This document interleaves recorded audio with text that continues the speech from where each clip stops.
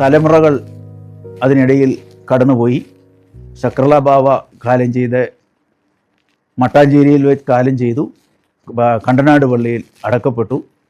അദ്ദേഹത്തിൻ്റെ കൂടെ വന്നിരുന്ന അദ്ദേഹത്തിൻ്റെ സഹായികളായിരുന്ന 2 മെത്രാന്മാർ ചേർന്ന് ഇവിടുത്തെ പ്രശ്നങ്ങൾ പരിഹരിക്കുകയും ഇവിടുത്തെ തദ്ദേശീയ മെത്രാന് അന്ത്യോക്യൻ പൗരോഹിത്യ സ്ഥിരീകരണം നൽകുകയും ചെയ്തു.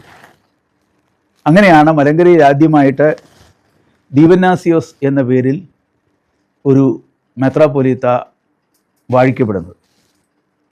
അദ്ദേഹം സഭയ്ക്ക് സുദീർഘമായ നേതൃത്വം നൽകി എന്ന് മാത്രമല്ല, അദ്ദേഹം മലങ്കര സഭയിലെ പൗരോഹിത്യ ക്രമീകരണങ്ങളെല്ലാം യഥാവിധി ക്രമപ്പെടുത്തുകയും ചെയ്തു. വലിയമാർ ദീവന്നാസിയോസ് എന്ന പേരിൽ അദ്ദേഹമാണ് ക്ലോഡിയസ് ബുക്കാനൻ എന്ന ബ്രിട്ടീഷ് മിഷണറിയെ മലങ്കര സഭയിൽ സ്വീകരിച്ചത്. അദ്ദേഹം കൽക്കട്ട കോളേജിൻ്റെ പ്രിൻസിപ്പലായി വന്നയാളും പിന്നീട് ക്രിസ്ത്യൻ റിസർച്ചസ് ഇൻ ഏഷ്യ എന്ന സുപ്രസിദ്ധമായ ഗ്രന്ഥം എഴുതുകയും ചെയ്തു. അതിലൊരു പ്രത്യേക അധ്യായം തന്നെ സിറിയൻ ക്രിസ്ത്യൻസ് ഇൻ കേരള എന്ന ഒരു അധ്യായമാണ്. അതിൽ ഇവിടെ വലിയമാർ ദീവന്നാസിയോസിനെ കണ്ടതും ആ സംഭവബഹുലമായ കാര്യങ്ങളൊക്കെ അദ്ദേഹം അതിൽ രേഖപ്പെടുത്തിയിട്ടുണ്ട്. അതിലേറ്റവും പ്രധാനപ്പെട്ട കാര്യം, ക്ലോഡിയസ് ബുക്കാനനും വലിയമാർ ദീവന്നാസിയോസും കണ്ടുമുട്ടിയപ്പോൾ മലങ്കര സഭയ്ക്ക് എന്താണ് ഇന്ന് ആവശ്യമായിരിക്കുന്നത് എന്ന് ചോദിക്കുകയും മലങ്കര മെത്രാപ്പൊലീത്തായിരുന്ന ദീവന്നാസിയോസ് അതിന് കൊടുത്ത മറുപടി, ഞങ്ങൾക്ക് ഞങ്ങളുടെ മാതൃഭാഷയിൽ വിശുദ്ധ ഗ്രന്ഥം ലഭിക്കുന്നതിനുള്ള പ്രയാസമാണ് ഇന്ന് പരിഹരിക്കപ്പെടേണ്ടത് എന്ന് അദ്ദേഹം പറയുകയുണ്ടായി. ആ കൂടിക്കാഴ്ചയുടെ സന്ദർഭത്തിൽ മലങ്കര സഭയിൽ പുരാതനമായി സൂക്ഷിച്ചു വച്ചിരുന്ന ഒരു സുറിയാനി ഗ്രന്ഥം ക്ലോഡിയസ് ബുക്കാനന് നൽകി. ആ പുസ്തകം ഇന്ന് കേംബ്രിഡ്ജ് സർവകലാശാലയിൽ ബുക്കാനൻ ബൈബിൾ എന്ന പേരിൽ അറിയപ്പെടുന്ന വളരെ പൗരാണികമായ ഒരു വിശുദ്ധ ഗ്രന്ഥ പതിപ്പാണ്. അത് കയ്യെഴുത്ത് പ്രതിയാണ്. അപ്പോൾ മെത്രാപ്പൊലീത്ത ആദരസൂചകമായി ഈ സുറിയാനി ബൈബിൾ ബുക്കാനന് നൽകുകയും ഞങ്ങളിതിവിടെ സൂക്ഷിക്കുന്നതിനേക്കാൾ സുരക്ഷിതം നിങ്ങളുടെ കൈവശം അത് സൂക്ഷിക്കുന്നതാണ് എന്ന ആമുഖവചനങ്ങളോടുകൂടി അദ്ദേഹത്തിന് നൽകുകയും ചെയ്തു. ക്ലോഡിയസ് ബുക്കാനൻ ചെയ്തത് അതിലെ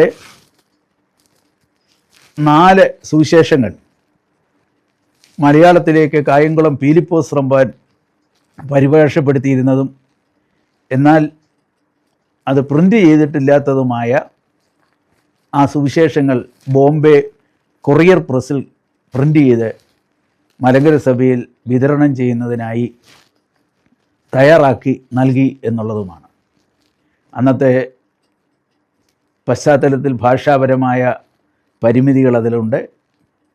ചതുര വടിവിലുള്ള അക്ഷരങ്ങൾ ഉപയോഗിച്ചിരുന്നതുകൊണ്ട് വായനയ്ക്ക് ഒട്ടും സുഗമമായിരുന്നില്ല.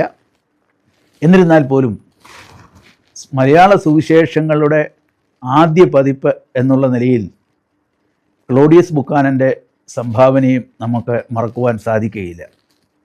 അതോടൊപ്പം ഇത് പ്രസിദ്ധീകരിക്കുവാനുള്ള ആവശ്യം ഉന്നയിച്ച മോർ ദീവന്നാസിയോസിനെയും മറക്കുക സാധ്യമല്ല. അതിലുപരി ഈ സുറിയാനി ബൈബിൾ കേംബ്രിഡ്ജിൽ അത് സൂക്ഷിച്ചിരിക്കുമ്പോൾ അത് പിന്നീട് സമ്പൂർണ്ണ സുറിയാനി ബൈബിൾ പ്രസിദ്ധീകരിക്കുന്നതിനൊക്കെ പ്രേരകമായി തീർന്നു.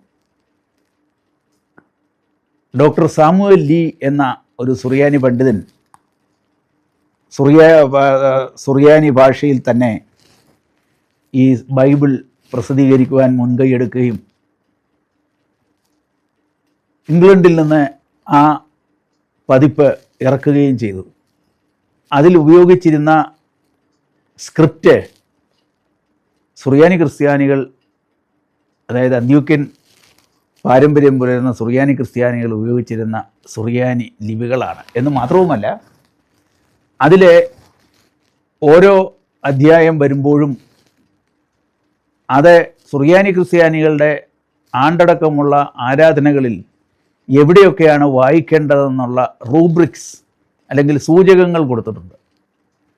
അതായത് സുറിയാനി ലക്ഷണറി അനുസരിച്ചുള്ള വിഭജനമാണ് അതിൽ ക്രമീകരിച്ചിരിക്കുന്നത്.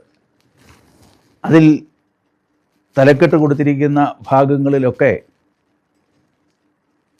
അതാത് ഭാഗങ്ങളുടെ ആരാധനാക്രമ റഫറൻസ് സൂചിപ്പിച്ചുകൊണ്ടാണ് അത് നൽകിയിരിക്കുന്നത്. ഇതിനെല്ലാം ഇടയായി തീർന്നത് ഈ വലിയമാർ ദിവനാസിയോസ് വഴിയാണ്. ആ ബന്ധത്തിൻ്റെ തുടർച്ച വരുന്നത് നമുക്കറിയാം. അത് ബസേലിയോസ് എൽദോ ബാവായിൽ നിന്ന് ഇവിടെ ലഭിച്ചിട്ടുള്ള സുറിയാനി ആരാധനാക്രമങ്ങളുടെ പശ്ചാത്തലത്തിലാണ്. ശക്രല ബാവ തൻ്റെ കൂടെ കൊണ്ടുവന്ന പുസ്തകങ്ങളും വേദഭാഗങ്ങളും ഒക്കെ അടിസ്ഥാനമാക്കിയാണ് ഈ വേദവായനക്കുറിപ്പ് അനുസരിച്ചുള്ള ഈ ബൈബിളൊക്കെ തയ്യാറാക്കിയിരിക്കുന്നത്. ചുരുക്കി പറഞ്ഞാൽ എൽദോമാർ ബസേലിയോസ് ബാവ അഹത്തള്ള ബാവായിൽ നിന്ന് ആരംഭിച്ച്, അല്ലെങ്കിൽ അബ്ദുൽ ജലീൽ ബാവായിൽ നിന്ന് ആരംഭിച്ച് എൽദോമാർ ബസേലിയോസ് ബാവ വഴി ശക്രല മാർ ബസേലിയോസ് എൽദോ ബാവ വഴിയായി മലങ്കരയിൽ എത്തിയ ഒരു വലിയ പൈതൃകത്തിൻ്റെ തുടർച്ചയാണ് വലിയമാർ ദിവനാസിയോസ് എന്ന പേരിൽ സഭയിലെ പ്രഖ്യാപിതനായ ഒരു മെത്രാപ്പൊലീത്ത സഭയ്ക്ക് നൽകിയ സേവനങ്ങളുടെ അടിത്തറ. പഴമയിൽ വിരിഞ്ഞ വിശ്വാസമാർഗം നമ്മെ നയിക്കും സനാതനമാർഗം. പഴമയുടെ അറിവുകൾ ഒന്നായി കേൾക്കാം.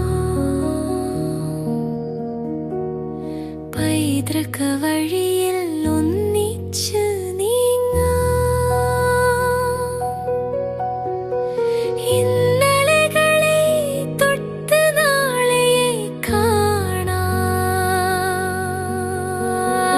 ഈ വഴിയിൽ നമുക്ക് യാത്ര ചെയ്യാം. സത്യം തേടും ചർച്ചകളിൽ ചേരാം.